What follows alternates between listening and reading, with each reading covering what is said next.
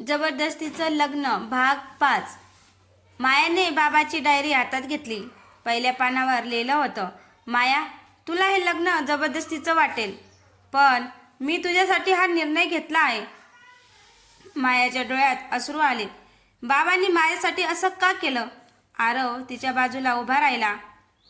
माया, पुढचं वाच, कदाचित उत्तर मिळेल.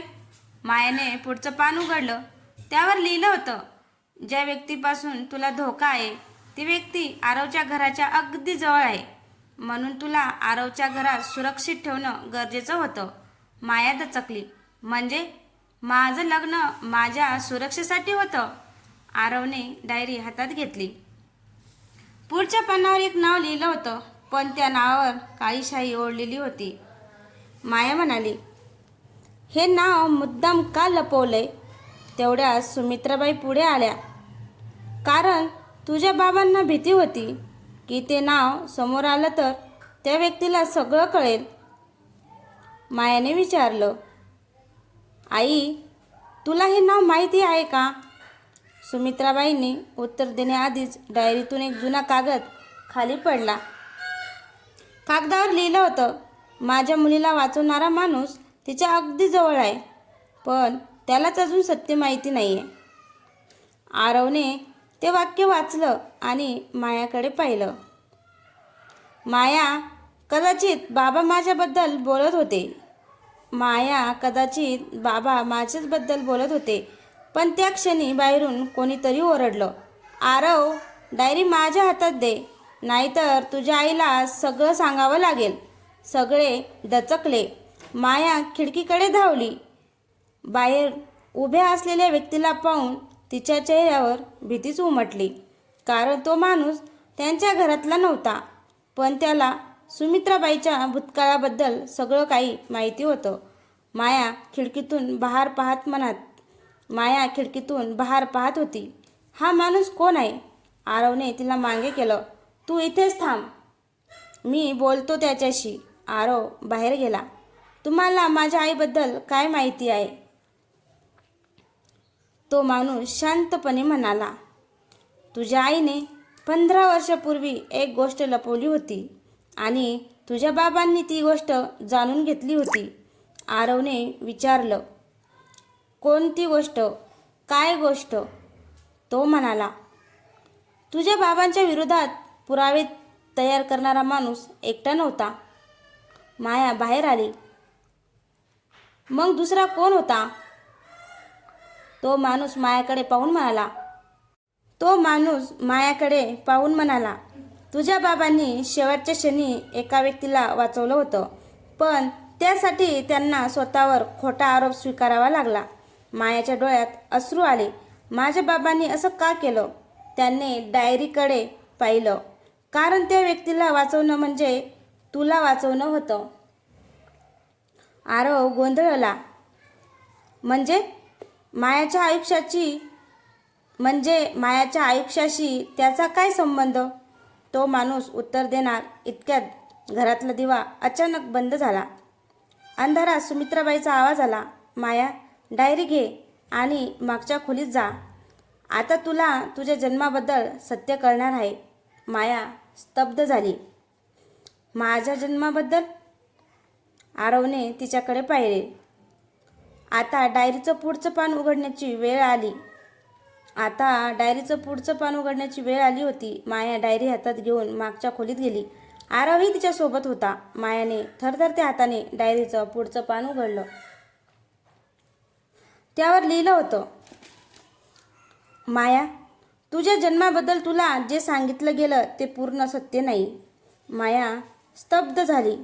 म्हणजे माझा जन्म? आरवने तिच्या खांद्यावर हात ठेवत शांतपणे म्हटलं, घाबरू नकोस, आपण सत्य शोधू. पुढच्या पानावर एक जुना रुग्णालयाचा कागद होता. त्यावर मायाचं नाव आणि जन्माची तारीख होती, पण त्याखाली एका दुसऱ्या मुलीचं नावही लिहिलं होतं. माया गोंधळली. ही दुसरी मुलगी कोण आहे? तेवढ्यात सुमित्राबाई खोलीत आल्या. त्यांनी तो कागद पाहिला आणि डोळे मिटले. त्यांनी तो कागद पाहिला आणि डोळे मिटले. माया आईकडे वळली. आई, मला सगळं सांग. सुमित्राबाईच्या डोळ्यात अश्रू आले. माया, त्या दिवशी रुग्णालयात 2 मुलींचा जन्म झाला होता. माया शांतपणे ऐकत होती. आई पुढे म्हणाली, आणि त्या 2 मुलींच्या जन्माच्या कागदामध्ये झालेली एक छोटीशी चूक पुढे इतकी मोठी झाली की 2 कुटुंबाचं आयुष्य बदललं. मायाच्या हातातून कागद खाली पडला.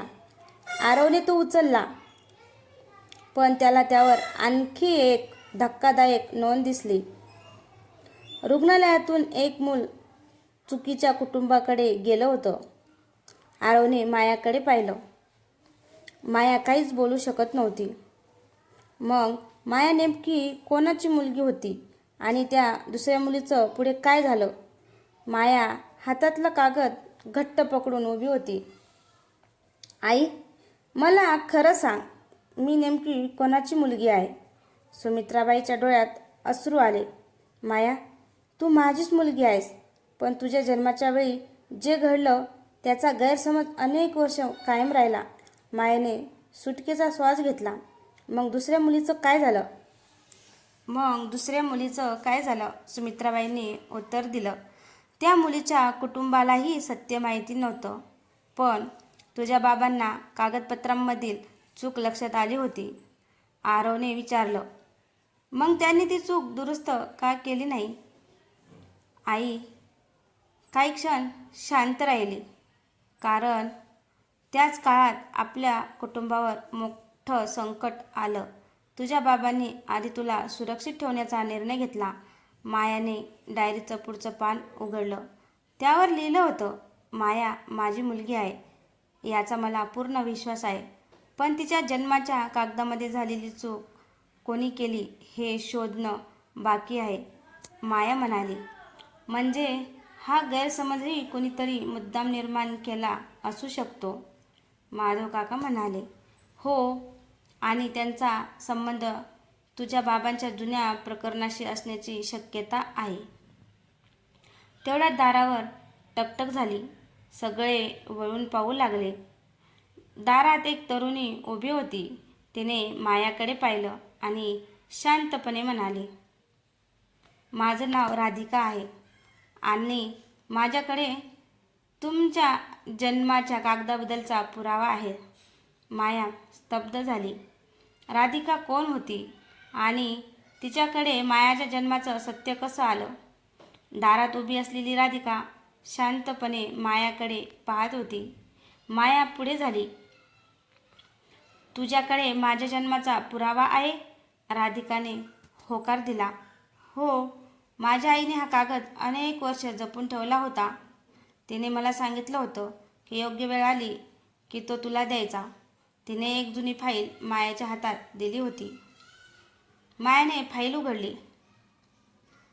त्यात रुग्णालयांची नोंद, 2 जन्मनोंदी आणि एक जुना फोटो होता. आरवने कागद नीट पाहिला. इथे एका नर्सची सही आहे, राधिकाने सांगितलं. माझ्या आईला त्या नर्सने सगळं सांगितलं होतं. त्या रात्री रुग्णालयात काही कागद बदललेले गेले होते. मायाच्या चेहऱ्यावर चिंता उमटली. पण ते कागद कोणी बदलले? राधिकाने एक जुनी चिठ्ठी पुढे केली. त्यावर लिहिलं होतं, कागद बदलणाऱ्या व्यक्तीला मायाच्या बाबांनी ओळखलं होतं, म्हणूनच त्यांच्यावर खोटे आरोप करण्यात आले होते. माया थक्क झाली. म्हणजे माझ्या जन्माचं रहस्य आणि बाबांच्या प्रकरणाचा संबंध आहे? राधिकाने मान हलवली. हो, आणि त्या सगळ्यांचा एकच साक्षीदार आजही जिवंत आहे. आरवने विचारलं. कोण आहे तो? राधिकाने सुमित्राबाईकडे पाहिलं. सुमित्राबाईच्या डोळ्यात अश्रू आले. राधिकाने हळू आवाजात सांगितलं, त्या रात्री रुग्णालयात उपस्थित असलेली शेवटची व्यक्ती सुमित्रा आई होत्या. माया आईकडे पाहतच राहिली.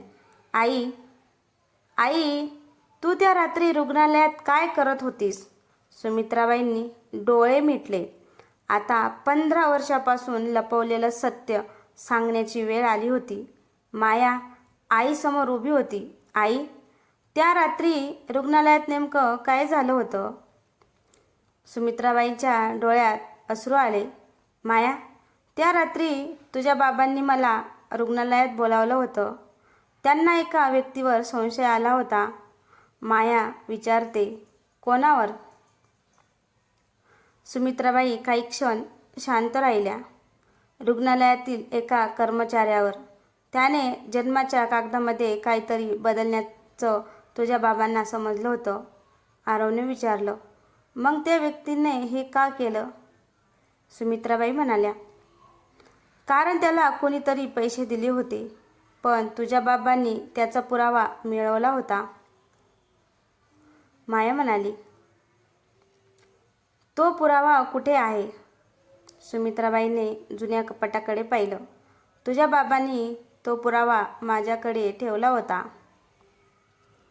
माया आणि आरव दोघेही कपाटाजवळ गेले. कपाट उघडताच एक जुनी फाईल खाली पडली. मायाने फाईल उघडली. त्यात रुग्णालयातील कागदपत्रांसोबत एका व्यक्तीचा फोटोसुद्धा होता. फोटो पाहताच राधिका दचकली. हा माणूस माझ्या आईला भेटायला आला होता. माया म्हणाली, हा माणूस माझ्या आईला भेटायला आला होता म्हणजे तोच सगळ्या मागे होता. राधिका शांतपणे म्हणाली, कदाचित, पण एक गोष्ट अजून आहे. तिने फाईलमधून एक कागद काढला. त्यावर एका व्यक्तीची सही होती. मायाने सही पाहिली आणि थिजली, कारण ती सही तिच्या बाबांची नव्हती, ती सुमित्राबाईच्या भावाची होती. माया मामाकडे पाहू लागली. मामा, तुम्ही त्या रात्री रुग्णालयात होता का?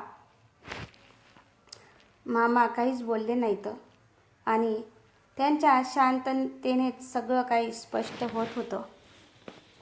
मायाने मामाकडे पाहिलं. मामा, तुम्ही त्या रात्री रुग्णालयात होता का? मामा काही क्षण शांत राहिले. शेवटी त्यांनी मान खाली घातली. हो माया, मी तिथेच होतो. मायाच्या डोळ्यात अश्रू आले. मग तुम्ही मला इतकी वर्ष का सांगितले नाही? माया म्हणाली. मामा म्हणाले, कारण त्या रात्री मी जे पाहिलं ते सांगण्याची माझी हिंमत झाली नाही.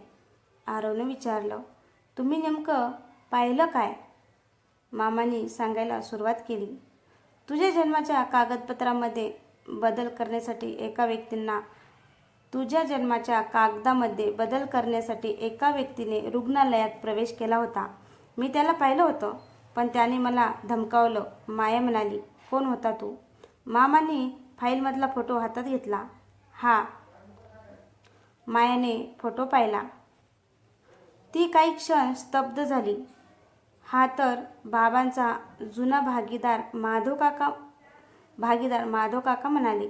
म्हणजे 15 वर्षापासून सुरू झालेल्या सगळ्या गोष्टींचा धागा याच व्यक्तीकडे जातोय.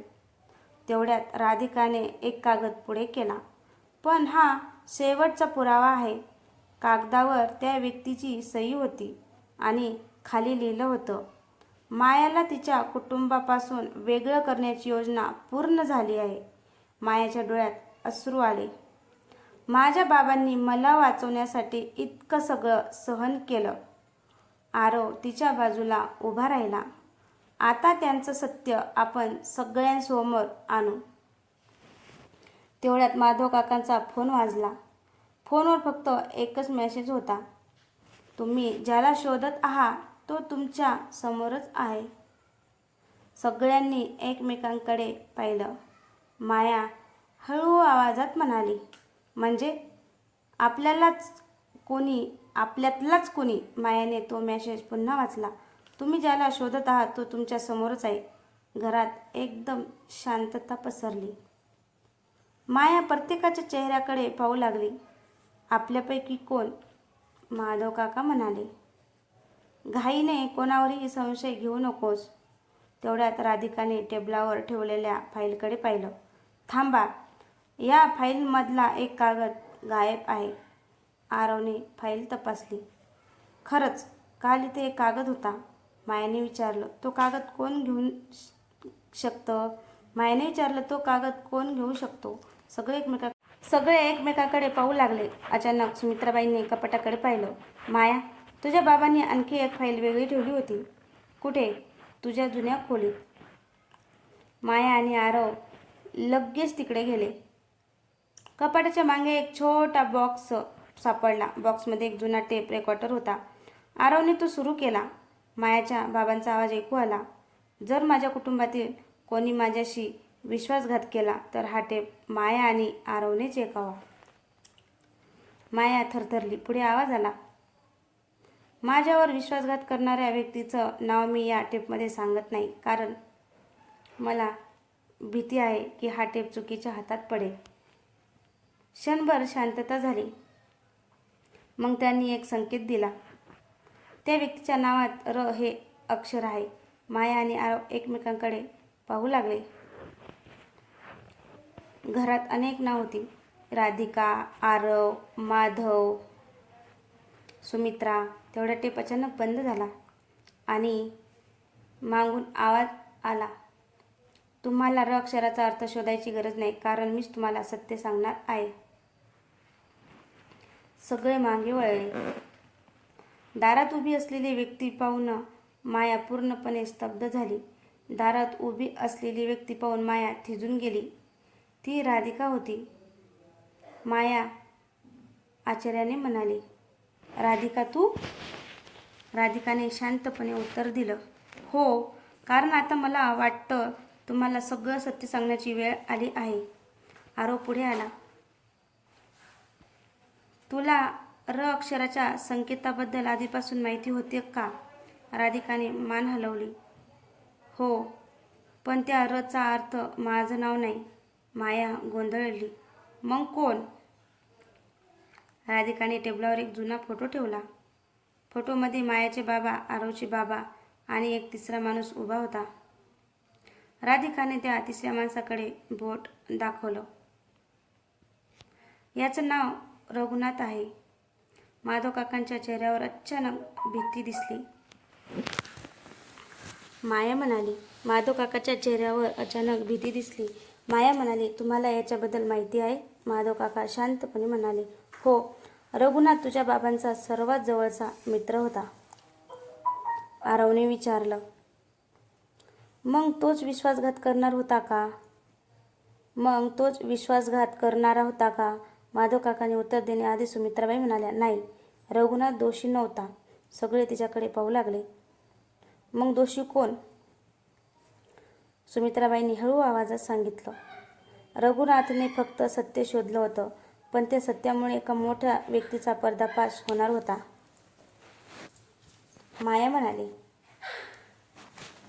माया म्हणाली, कोणाचा? सुमित्राबाई काही बोलणार इतक्यात बाहेरून पुन्हा फोन वाजला. फोनवर एकच मेसेज होता, रघुनाथला शोधू नका, तो तुमच्या घरातच आहे. माया आणि आरवने एकमेकांकडे पाहिलं. रघुनाथ खरंच कोण होता आणि तो त्यांच्या घरात कसा असू शकतो? मायाच्या मनात एकच प्रश्न घोळत होता, रघुनाथ आपल्या घरात कसा असू शकतो? आरवने सगळ्याकडे पाहिले. आपल्याला आता प्रत्येक गोष्ट तपासावी लागेल. कोणावरही लगेच संशय घेऊ नका. तेवढ्यात माधव काका शांतपणे म्हणाले, रघुनाथ हे फक्त नाव आहे. कदाचित तो वेगळ्या नावाने तुमच्या आसपास राहत असेल. माया म्हणाली, मग बाबांनी त्याला ओळखलं कसं? सुमित्राबाईंना एक जुना फोटो काढला. हा रघुनाथचा जुना फोटो आहे. आरवने फोटो हातात घेतला. फोटोच्या मागे एक तारीख आणि एक पत्ता लिहिलेला होता. माया तो पत्ता पाहून थक्क झाली. हा पत्ता तर आपल्या घराचा आहे. सगळे शांत झाले. माधव काकांनी फोटो उलटवला. मागे बाबांच्या हस्ताक्षरात एक वाक्य होतं, रघुनाथ माझ्यावर विश्वास ठेवतो, पण माझ्या घरात त्याच्यावर विश्वास ठेवणारा कोणी नाही. माया गोंधळली. याचा अर्थ काय? तेवढ्या सुमित्राबाईच्या हातातून एक जुनी चावी खाली पडली. आरवने ती उचलली. आई, ही चावी कुठली आहे? सुमित्राबाई घाबरल्या. ही तुझ्या बाबांच्या जुन्या स्टडी रूमची आहे. तुझ्या बाबाच्या जुन्या स्टडी रूमची आहे. माया लगेच म्हणाली, मग आपण तिथे जाऊया. सगळे स्टडी रूममध्ये गेले. जुन्या कपाटाच्या मागे एक लपलेला कप्पा दिसला.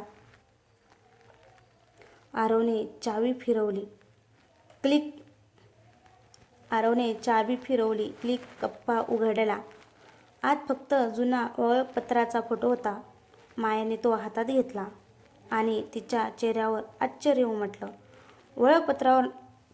ओळखपत्रावर नाव होतं रघुनाथ देशमुख, पण फोटोमागे दिसणारा चेहरा घरातल्या एका ओळखीच्या व्यक्तीसारखाच दिसत